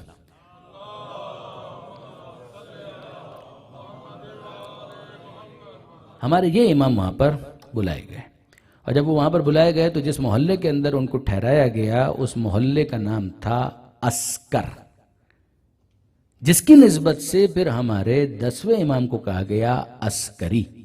ہو سکتا ہے کہ آپ کے ذہن میں آ رہا ہو کہ میں بھول رہا ہوں، یہ تو 11ویں امام کے نام کا حصہ ہے، حسن عسکری، وہ بعد میں ہے۔ پہلے ہمارے 10ویں امام، امام علی النقی الہادی العسکری، ان کو کہا گیا عسکری۔ عسکری کیوں کہا گیا؟ اس لیے کہ محلے کا نام عسکر تھا۔ عسکر اس لیے کہا گیا اس محلے کو کہ وہاں پر ایک فوجی چھاؤنی تھی۔ عسکر، عسکری طاقتیں، یہ اسی سے نکلا ہے، کیونکہ وہاں پر چھاؤنی تھی، فوجیں وہاں پر رہا کرتی تھیں، ان کے کیمپس وغیرہ وہاں پر ہوتے تھے، اس وجہ سے اس کو کہا گیا عسکر۔ اور چونکہ وہ وہاں پر رہتے تھے تو لہٰذا ان کو کہا گیا عسکری۔ پھر وہی گھر کہ جو 10ویں امام کا تھا پھر بعد میں 11ویں امام کا قرار پایا، پھر وہی گھر بعد میں 12ویں امام کا بھی قرار پایا، وہی گھر بعد میں 12ویں امام کا مقام غیبت بھی قرار پایا، اور وہی گھر پھر بعد میں 11ویں امام کا 10ویں امام کا مزار بھی قرار پایا۔ آپ میں سے وہ احباب کے جو عراق کی زیارتوں کے لیے جا چکے ہیں وہ اس بات کو جانتے ہیں کہ وہاں پر اس ایک احاطے کے اندر آپ کو امام علی نقی کی قبر بھی ملے گی، امام حسن عسکری کی قبر بھی ملے گی، جناب حکیمہ خاتون کی بھی قبر ملے گی، جناب نرجس خاتون کی بھی قبر ملے گی۔ جناب نرجس خاتون جو زمانے کے امام کی والدہ ہیں اور جناب امام حسن عسکری علیہ السلام کی زوجہ ہیں۔ جناب حکیمہ خاتون جن کا بہت تذکرہ ملتا ہے زمانے کے امام کی ولادت کے مراحل میں کمک اور مدد کے عنوان سے، کہ جن کو روک لیا تھا 11ویں امام نے کہ آپ رک جائیے، نرجس کو آپ کی ضرورت ہوگی۔ تو یہ جناب حکیمہ خاتون، ان کی قبر بھی وہیں پر ہے۔ یہ سب اصولی طور پر کیا ہے؟ یہ ایک مکان ہے۔ یہ مکان کس کا تھا؟ ارلیئر یہ امام علی نقی کا تھا، بعد میں امام حسن عسکری کا، بعد میں زمانے کے امام کا۔ جو سرداب ہے اس سرداب کو امام زمانہ سے ایک نسبت خاص ہے، جیسے کہ وہیں سے امام کی غیبت کا آغاز ہوا۔ یہ ایبسولوٹلی رانگ کہ زمانے کے امام کے بارے میں ہمارا کوئی ایسا عقیدہ ہے کہ امام وہیں پر رہے یا وہیں پر روپوش رہے، نہ، ہم زمانے کے امام کو اس طرح سے محدود اور مقید نہیں سمجھتے۔ غیب میں ہونے کا یہ مطلب نہیں ہے کہ انسان معطل ہو جائے یا سسپینڈ ہو جائے۔ غیب میں ہونے کا مطلب یہ ہے کہ دوسروں کے لیے آشکار نہیں ہے کہ وہ کون ہیں، مگر جو ہیں وہ اپنا کام کر رہے ہیں۔ بہت سے لوگ ہوتے ہیں فزیکلی موجود ہوتے ہیں، ان کی شخصیت پردہ غیبت میں ہوتی ہے۔ یاد رکھیے گا، اب ظاہر ہے کہ یہ تو اپنی جگہ ایک مفصل اور تفصیلی موضوع ہے، ممکن ہے پھر کبھی یا بعد کے سیشن کے اندر اس پر کوئی گفتگو ہو، لیکن یہ کہ یہ اصولی بات یاد رکھیے گا کہ زمانے کے امام کو ہم کسی غار کے اندر محدود نہیں سمجھتے، زمانے کے امام کو ہم کسی آئی لینڈ کے اندر یا جزیرے کے اندر بھی محدود نہیں سمجھتے۔ زمانے کے امام ہیں، وہ اپنے کاموں کو انجام دے رہے ہیں۔ غیبت میں ان سے استفادے کے لیے جو معصوم نے بات بیان کی اس کو ہمیشہ یاد رکھیے گا کہ جس طرح سے سورج بادلوں کی اوٹ میں ہو تب بھی اس کی روشنی پہنچتی رہتی ہے، اس کی غیبت استفادے میں مانے نہیں ہے، اسی طرح سے پردہ غیبت زمانے کے امام سے استفادے میں مانے نہیں ہے۔ اب یہ جو 11ویں امام کا جو معاملہ ہے، 11ویں امام حسن عسکری علیہ السلام، اس زمانے کے اندر بھی اگر آپ دیکھیں تو امام کو یقیناً قید و بند کی صعوبتوں کا بھی شامل ہے، مگر آپ پریکٹیکلی دیکھیے سیرت کی کتابیں اس بات کے اوپر گواہی دیتی ہیں۔ تصوف اگر باطل انداز سے سامنے آئے تو امام اس کو کاؤنٹر کر رہے ہیں۔ اگر اس زمانے کے اندر فلسفے کے نام پر دھوکہ دینے کی کوشش کی جائے تو اسحاق کندی کا بہت مشہور مناظرہ جو امام نے اپنے ایک شاگرد کے ذریعے سے اس کو جواب بھجوایا تھا اور اس نے یقیناً حق پسندی کا ثبوت دیا تھا، اس نے سرنڈر کیا تھا، وہ بھی پڑھنے والا پورا واقعہ۔ ثنویہ جو 2 خداؤں کے قائل تھے، ان کے لیے جو امام نے باتیں کی ہیں وہ لکھی ہوئی ہیں، موجود ہیں، پڑھنے سے تعلق رکھتی ہیں۔ اسی طریقے سے تفویض کے جو عقیدہ باطلہ ہے اس کے حوالے سے بھی امام کی جو نصیحت ہے وہ موجود ہے۔ یہ تمام تر چیزیں 11ویں امام نے اپنے اس مختصر دور امامت کے اندر، خود امام کی زندگی 28 برس، 11ویں امام کی میں بات کر رہا ہوں 28 ایئرز۔ امام کی شہادت کب ہو رہی ہے؟ 260 ہجری۔ اس میں امام کی امامت کا آغاز ظاہری اعتبار سے کب ہو رہا ہے؟ کہ جب ہمارے امام علی النقی علیہ السلام کی شہادت ہوئی، that is 254، یعنی 6 سال امامت کا پیریڈ ہے ہمارے اس 11ویں امام کی امامت کا پیریڈ 6 ایئرز۔ مگر ان 6 سالوں کے اندر امام نے غیر معمولی کام انجام دی۔ مختلف علاقوں کے اندر سفرا بھی ہیں، امام کے نائبین بھی ہیں، وکلا بھی ہیں، وہ کام بھی کر رہے ہیں۔ یعنی وہ جو بعد میں زمانے کے امام کے نائب خاص قرار پائے، جناب عثمان ابن سعید، یہ خود 11ویں امام کے بھی نائب خاص تھے اور ان سے پہلے 10ویں امام کے بھی نائب خاص تھے۔ یعنی یاد رکھیے گا ہماری چین کہیں بریک نہیں ہوتی ہے، یہ بہت امپورٹنٹ، اس بات کو یاد رکھیے گا کہ جو ہمارا سلسلہ ہے تسلسل کے ساتھ آپ اس کو متصل کر سکتے ہیں ائمہ اہل بیت کے ساتھ۔ مجھے یاد ہے علامہ رشید ترابی اس پر بڑا ناز کیا کرتے تھے، وہ فرمایا کرتے تھے کہ ابھی اگر میں شروع کروں، اور کئی مرتبہ انہوں نے اس کا اظہار بھی کیا کہ میں اگر اپنے سلسلہ روایت کو بیان کروں تو میں اس سلسلہ روایت کو پہنچا سکتا ہوں 8ویں امام تک، 6 امام تک، مولا کائنات تک، پیغمبر اکرم تک۔ اور انہوں نے باقاعدہ اس کا مظاہرہ کیا بھی، اور یہی چیز شہید آیت اللہ مرتضیٰ مطہری انہوں نے بڑے افتخار کے ساتھ اس بات کو لکھا۔ وہ فرمایا کرتے تھے کہ ہمارا سلسلہ کہیں پر بھی معطل نہیں ہے، اگر میں اپنے استاد جناب آیت اللہ بروجردی سے شروع کروں کسی حدیث کی روایت کو، تو یاد رکھیے گا کہ جب میں بیان کروں گا تو وہ سلسلہ اپنے استاد سے شروع کروں گا اور وہ سلسلہ منتہی ہو جائے گا 6 امام تک، اور 6 امام سے وہ مولا کائنات تک۔ اور جب ملائے کائنات تک تو پھر پیغمبر اکرم تک، اور جب پیغمبر اکرم تک تو اس کا مطلب یہ ہے کہ جبریل سے ہوتا ہوا یہ معاملہ خدا تک چلا گیا۔ جو مکتب آل محمد کا ہے یہ یاد رکھیے گا، یہ کسی کمزور بنیاد پر نہیں ہے، یہ کمزور بنیادوں پر نہیں ہے، اس کی فاؤنڈیشن بہت اسٹرانگ ہے، اس کی بنیادیں بہت مضبوط ہیں۔ اس کے اندر 11ویں امام کا اپنا ایک رول ہے، 11ویں امام کا اپنا ایک کنٹریبیوشن ہے۔ امام نے تفسیر کا کتنا ذخیرہ دیا ہوگا کہ آج بھی تفسیر امام عسکری علیہ السلام کے نام سے ایک نسخہ موجود ہے، تحقیق اپنی جگہ پر، تحقیق کے دروازے کبھی بند نہیں ہوتے کہ یہ چیک کر لیا جائے کہ اس میں کون سی بات معتبر ہے کون سی معتبر نہیں ہے، مگر آپ اندازہ کیجئے کہ 11ویں امام نے تفسیر کا اتنا بڑا ذخیرہ تو دیا کہ جس کے نتیجے میں وہ نسخہ ہمارے سامنے آ گیا، جو ہمارا ایک اجتماعی ہیریٹیج بنتا ہے علمی اعتبار سے، اس میں ہر امام نے اپنا اپنا کنٹریبیوشن پیش کیا ہے۔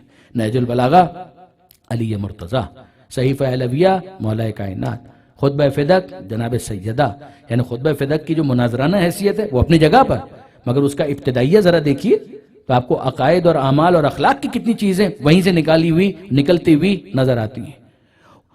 چوتھے امام صحیفہ کاملہ رسالۃ الحقوق، چھٹے امام، پانچویں امام، آپ کی کون سی کتاب ایسی ہے جو قال الباقر اور قال الصادق سے خالی ہے؟ کافی سے شروع کریں، من لا یعذر، تہذیب، استبصار، جس کتاب کو اٹھا کر دیکھیں آپ کو ملے گا۔ آٹھویں امام عیون اخبار رضا آپ کو ملے گا۔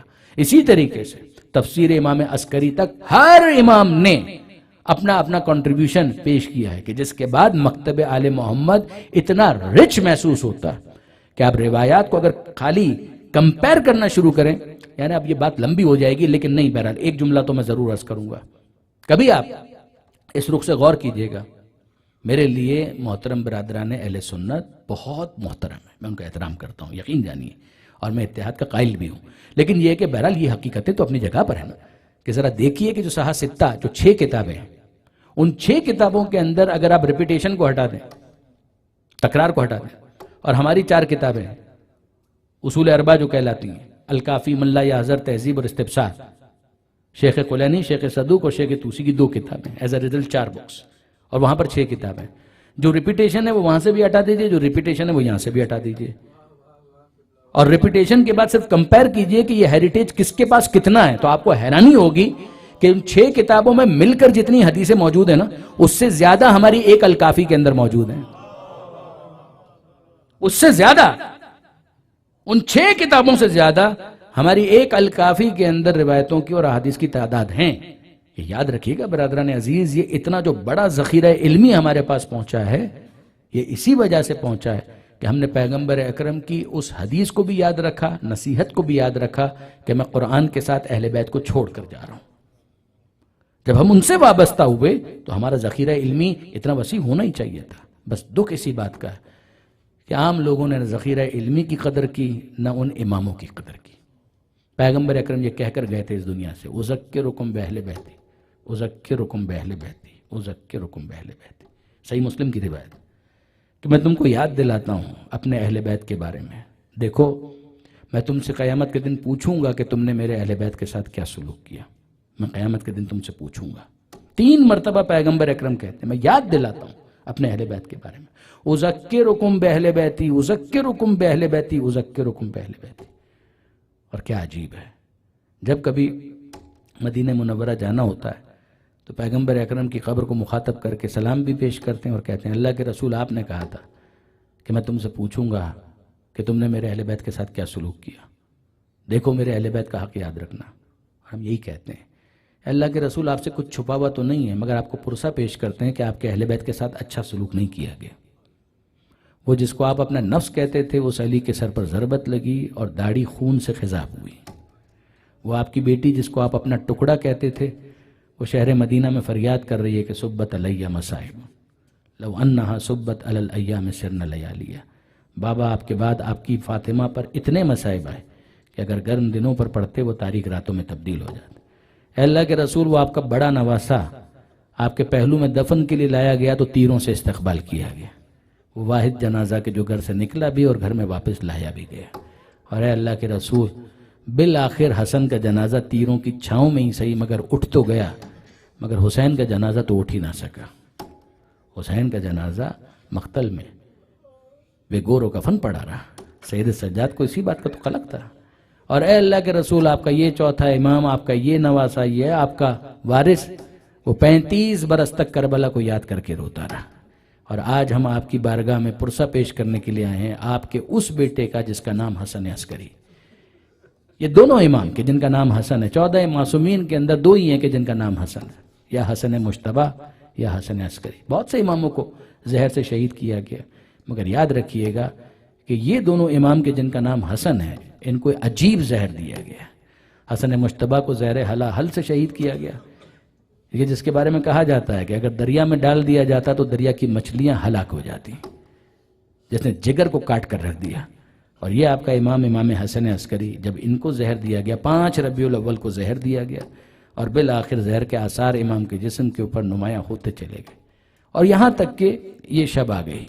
اور جب یہ شب آئی ہے تو اس شب کے بارے میں علماء نے لکھا، شیخ طوسی نے بھی لکھا علیہ رحمہ، اور دیگر علماء نے بھی اس بات کو لکھا کہ 11ویں امام کی عجیب کیفیت تھی. زہر کا اثر پوری شدت کے ساتھ تھا. ایک غلام عقید اور ایک کنیز وہ اس وقت گھر کے اندر موجود تھے، اور 11ویں امام نے اپنے غلام عقید سے یہ کہا کہ میرے لیے آب مستلغی تیار کیا جائے، خاص انداز کا مشروب کہ جو دوا کے طور پر امام پینا چاہتے تھے، کہا کہ اس کو جوش دے کر میرے لیے تیار کرو. تو عقید کہتے ہیں کہ میں نے امام کا حکم سنا، اور امام کا حکم سننے کے بعد پھر اس پانی کو تیار کیا. جب میں تیار کر رہا تھا تو پانی تیار ہو گیا، میں نے اس کو جوش دیا، پھر اس کے بعد اس کو نکالا ایک جام میں، اور اس کو لے کر میں گیا امام کے پاس. امام نے اپنے ہاتھوں سے اس کو پکڑا، لیکن امام کے ہاتھوں میں راشا تھا. یہ الفاظ ہیں، امام کے ہاتھ کانپ رہے تھے، اور امام نے اپنے لبوں سے اس جام کو قریب کرنے کی کوشش کی. امام کے دانت بجنے لگے، امام پی نہیں پا رہے تھے، ہونٹوں پر بھی کپکپاہٹ تھی. تو امام نے وہ جام پھر مجھے واپس دے دیا اور کہا کہ ایک مہربانی کرو، اس کمرے میں جا کر دیکھو، ایک بچہ نظر آئے گا جو حالت سجدہ میں ہوگا. یہ آپ کے زمانے کے امام کا تذکرہ ہو رہا ہے کہ ایک بچہ ہوگا جو حالت سجدے میں ہوگا، ذرا اس بچے کو میرے پاس لے کر آؤ، میں اس کو دیکھنا بھی چاہتا ہوں اور اس سے کچھ باتیں بھی کرنا چاہتا ہوں. اور جب ان کو لے کر آئی ہیں، ان کی مادر گرامی اور وہ غلام لے کر آئے ہیں، حضرت حجت کو 5 برس کا 6 برس کا سن ہے زمانے کے امام کا، اور منظر یہ دیکھ رہے ہیں کہ میرا بابا اب دم آخر کسی بھی وقت امام اس دنیا سے رخصت ہونے والے ہیں. اور جب وہ کیفیت تھی تو امام نے ان کو دیکھ کر، کیا کیفیت امام کی ہوئی کہ جو یعقوب کی یوسف کو دیکھ کر ہوئی تھی، کہ جس طرح یعقوب خوش ہو گئے کہ ارے میرا یوسف میری نگاہوں کے سامنے آ گیا، 11ویں امام نے زمانے کے امام کو دیکھا، خوش ہوئے. اور پھر اس کے بعد الفاظ یہ ہیں، یا سیدہ اہل بیت ہی، اے میرے اہل بیت کے سردار، اسقن الماء، اے بیٹا اپنے ہاتھوں سے یہ پانی پلا دو، فإنی ذاہب الی ربی، اس لیے کہ بس اب اپنے رب کی طرف جانے کا وقت قریب آ گیا. زمانے کے امام اس موقع پر اس گلاس کو، اس مشروب کو تھامتے ہیں اور اپنے ہاتھوں سے 11ویں امام کو وہ پانی پلاتے ہیں. امام نے اب بڑے اطمینان کے ساتھ وہ پانی پیا. آسان ہو جاتا ہے جب وارث سرہانے موجود ہو اور وہ پانی پلا رہا ہو، اور جب امام نے پانی پی لیا تو پھر اس کے بعد کا بیٹا تم ہی صاحب الامر ہو، تم ہی زمانے کے امام ہو، تم ہی اللہ کے رسول کی آخری حجت ہو، خدا کی آخری حجت، تو اللہ کے رسول کے آخری وصی ہو، آخری وارث ہو. اب یہ کام سارے تمہارے سپرد ہیں، مگر بیٹا ایک زحمت اور ہے، مجھے ذرا نماز پڑھا دو، مجھے ذرا نماز پڑھا دو. اور اس کے بعد الفاظ یہ ہیں، مندیل کا لفظ آیا کہ رومال کو بچھایا گیا، 11ویں امام کی گود میں رکھا گیا، اور اب حضرت حجت پانی ڈالتے جاتے ہیں اور 11ویں امام وضو کرتے ہیں. جہاں 11ویں امام نہیں کر پاتے وہاں زمانے کے امام نے خود وضو کروایا.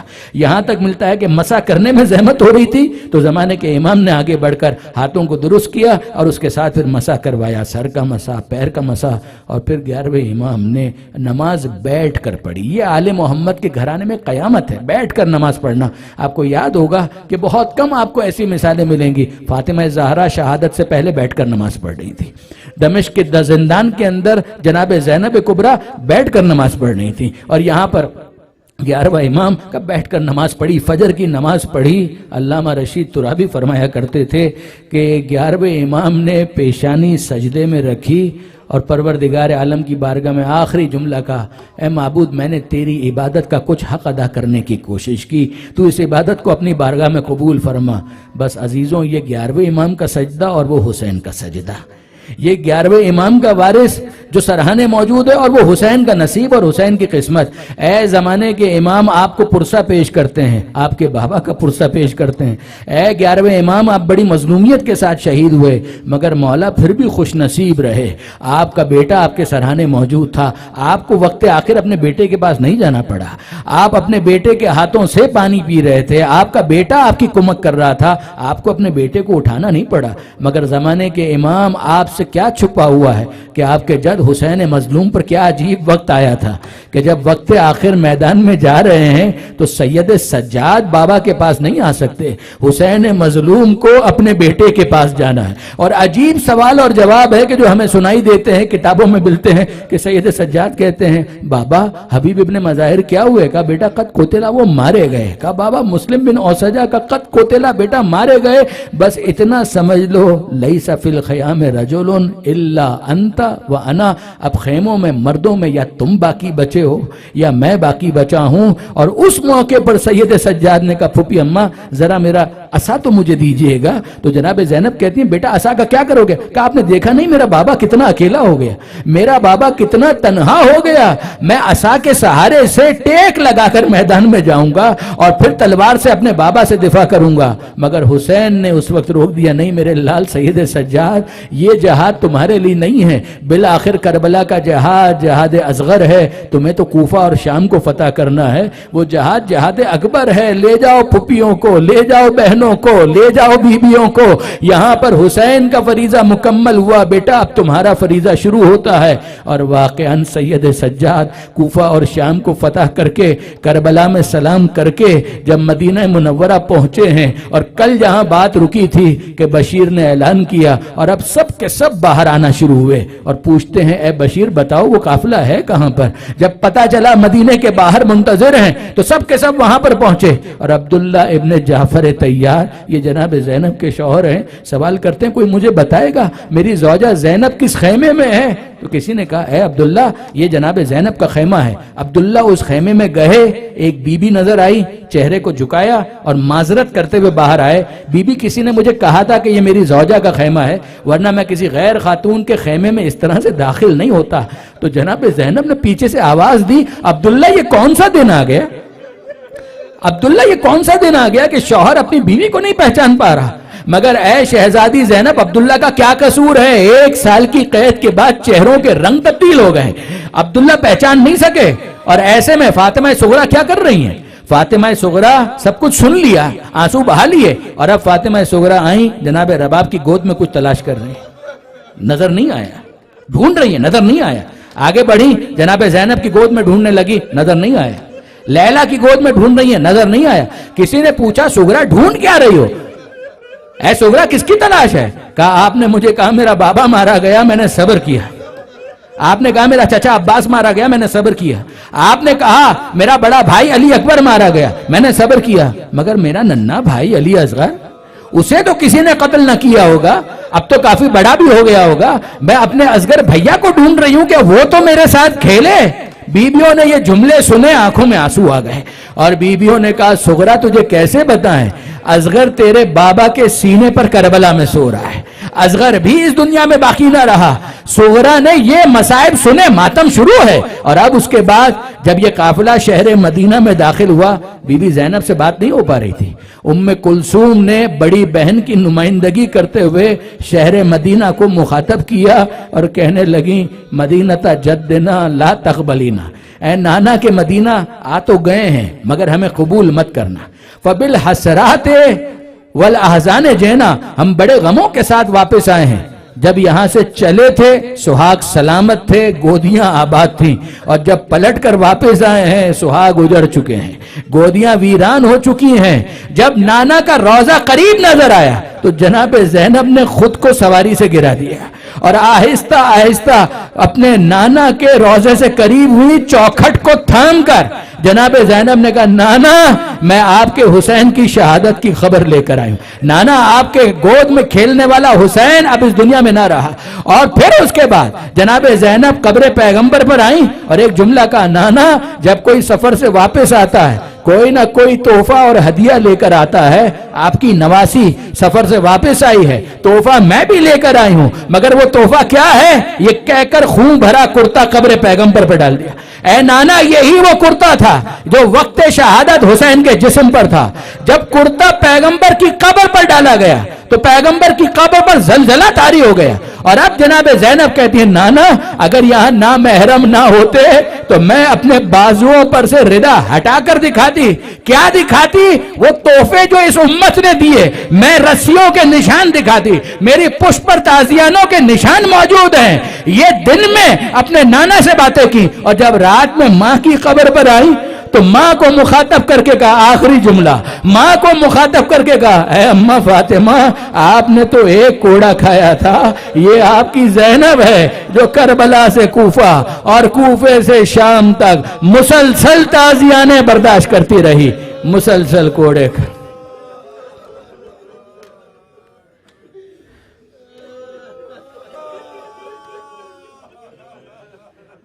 الا لعنت اللہ علی الظالمین وَسَيَعْلَمُ الَّذِينَ ظَلَمُوا أَيَّ مُنْقَلَبٍ يَنْقَلِبُونَ. بار الہا اس قلیل توسل کو اپنی بارگاہ میں قبول فرما, ان آنسوؤں کو جناب سیدہ کے رومال میں جگہ عطا فرما, بانیان حاضرین منتظمین کی توفیقات میں اضافہ فرما. اے مالک تجھے واسطہ محمد و آل محمد کا, بیماروں کو شفا عطا فرما, بے روزگاروں کو رزق حلال عطا فرما, جو برسر روزگار ہیں برکت عطا فرما, جو بے اولاد ہیں انہیں اولاد صالح عطا فرما. اے پروردگار ہمارا نام بی بی کی دعاؤں میں شامل فرما. اے مالک ہم گنہگار ہیں, ہم خطاکار ہیں, ہمارا کوئی دعویٰ نہیں ہے اے پروردگار, مگر اتنا ضرور ہے ہم حسین کے چاہنے والے ہیں.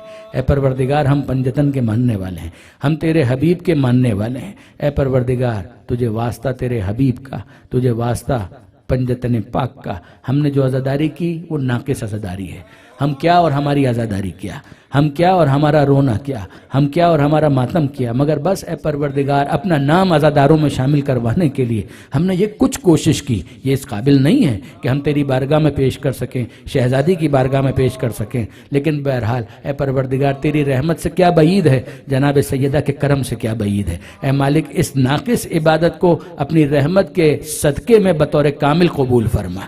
اے پروردگار تجھے واسطہ محمد و آل محمد کا, حسین کے لیے بچھائے گئے فرش پر آ کر ہم نے عزاداری کی. مالک ہم سب کو حسین کے روضے کی زیارت بھی نصیب فرما. اے مالک تجھے واسطہ محمد و آل محمد کا عزاداری, عزاداروں, عزاخانوں کی حفاظت فرما. زمانے کے امام کے ظہور میں تعجیل فرما, ہمیں ان کے آبان و انصار میں شمار فرما. ربنا تقبل منا انکا انت السمیع العلیم وتب علینا انکا انت التواب الرحیم. ماتم حسین.